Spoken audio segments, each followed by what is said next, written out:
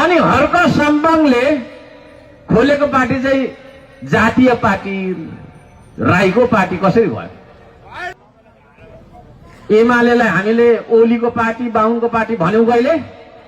भन्यौं? यता भन्यौं, हामीले भन्यौं। रवि लामी छानेको पार्टीलाई बाहुनको पार्टी भन्यौं?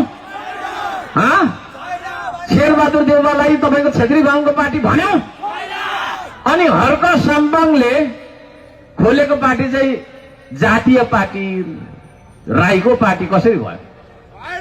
है, गलत छ, त्यसो नभनिदिनुहोस्। एउटा समावेशी पनि देखियोस् भनेर मैले एकजना व्यक्तिलाई उपाध्यक्ष बनाएको थिएँ। उहाँले जुन खालको अभिव्यक्ति मञ्चमा आएर दिनुभयो र जुन खालको एउटा श्रमदातालाई, त्यहाँ अब त्यो शब्द म यहाँ प्रयोग गर्न सक्दिनँ, त्यो शब्दले जुन खालको छ नि उहाँले गाली गर्नुभयो, त्यसको कारणले मैले कारबाही गरेको छु।